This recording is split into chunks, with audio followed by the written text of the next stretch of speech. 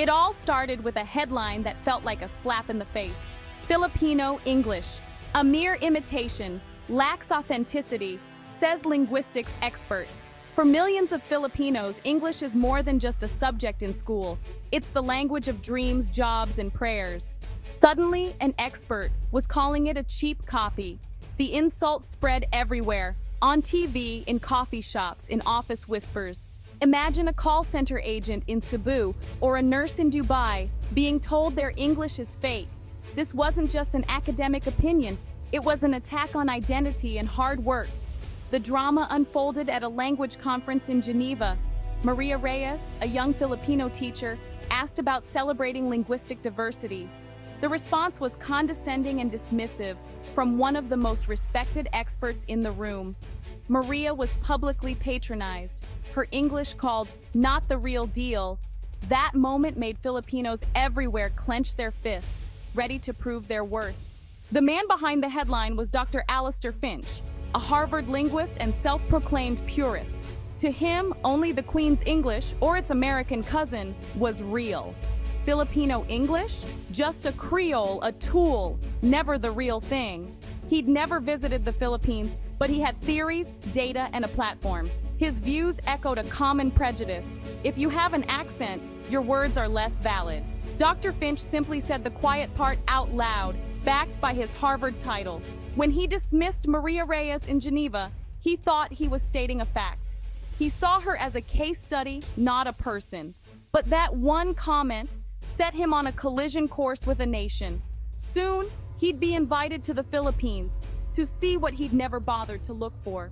The ivory tower was about to get a reality check.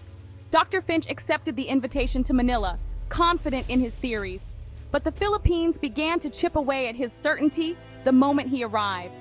His taxi driver, Mang Ben, greeted him in fluid, respectful English, discussing everything from traffic to the ASEAN summit.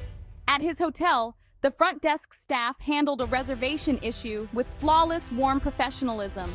Later, a young waiter described local dishes with passion and vivid English, telling stories through food. Dr. Finch realized this wasn't the pigeon he'd written about. English here was alive, a tool for living, not just surviving. He was being served, and served well, in the very language he claimed Filipinos couldn't master. Each encounter left him more silent, more doubtful. This was not the English of textbooks or theories. It was the English of daily life, connection, and pride. For the first time, Dr. Finch felt the ground shift beneath his feet. Doubt had crept in. Dr. Finch attended a debate at the University of the Philippines, expecting stiff, awkward English. Instead, he witnessed students wielding English with passion and precision. The first speaker's arguments were sharp, her metaphors vivid, her confidence unshakable. The debate was fierce, intellectual, and deeply rooted in Filipino context. Students quoted global thinkers and Filipino heroes, weaving their own history into the conversation. This wasn't imitation, it was innovation. English was their weapon, their tool for liberation and critique. Dr. Finch's categories crumbled. These students didn't just use English, they owned it. They had transformed a colonial language into a tool for empowerment. His notepad remained blank, his old thesis suddenly hollow. The truth was undeniable and thrilling. To see English outside academia, Dr. Finch visited Quiapo Market. He expected English to vanish in the chaos, but it was everywhere. Vendors haggled with tourists in lively, effective English, grammar bent, but meaning clear. A vegetable seller switched to English for clarity about imported broccoli. English was a neutral ground, not a status symbol. A mother explained expensive to her child, mixing Tagalog and English for the clearest meaning.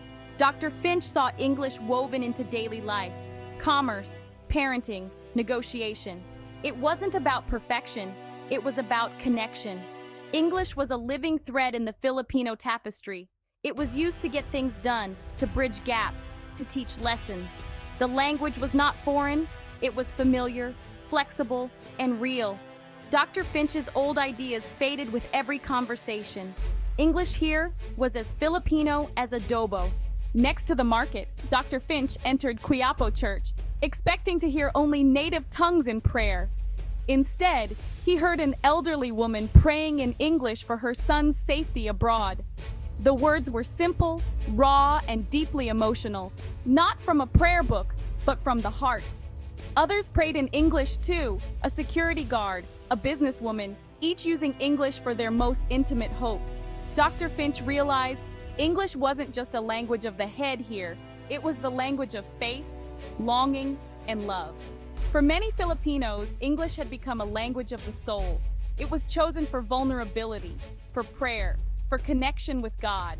The missing soul he'd written about was right in front of him.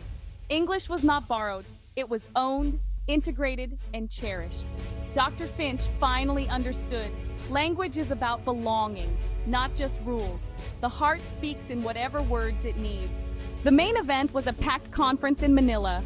Dr. Finch presented his theories, but the room was skeptical. Maria Reyes stood up, challenging him. "You study our English like a dead butterfly. Here, it's alive. It's the language my students use to dream." The room erupted in applause. A student asked, "Whose standard? The colonizers? We've made English our own." Laughter and cheers followed. Dr. Finch was speechless, confronted by pride, not anger. Question after question dismantled his old beliefs. Call center agents, poets, teachers, all asked, "Is our English fake, or is it ours?" Dr. Finch realized he wasn't teaching, he was being taught. The nation's voice was clear, their English was real, and so was their dignity. His theories felt small in the face of their truth. After the conference, Dr. Finch visited a public elementary school. In a bright classroom, a girl named Maya read her essay, "My voice is small, but it is mine. My English is the sound of our hope." She spoke of being laughed at for her accent, but her teacher told her, "Your voice is a bridge." Maya's words were simple, proud, and true. "My voice is Filipino. It is strong, it is true, and I am proud of it." The class applauded. Dr. Finch felt his old certainties dissolve. This wasn't about grammar, it was about identity and courage. He knelt beside Maya and said, "Your voice is beautiful. Never let anyone tell you otherwise." In that moment, everything changed for him. He saw the power of language to shape pride, not just communication. The lesson was clear. Every voice matters. Dr. Finch's heart and mind were finally open. Theories faded, humanity remained. He would never see language the same way again. Dr. Finch returned to the U.S. a changed man. His first act was to write an apology, published in a Manila newspaper.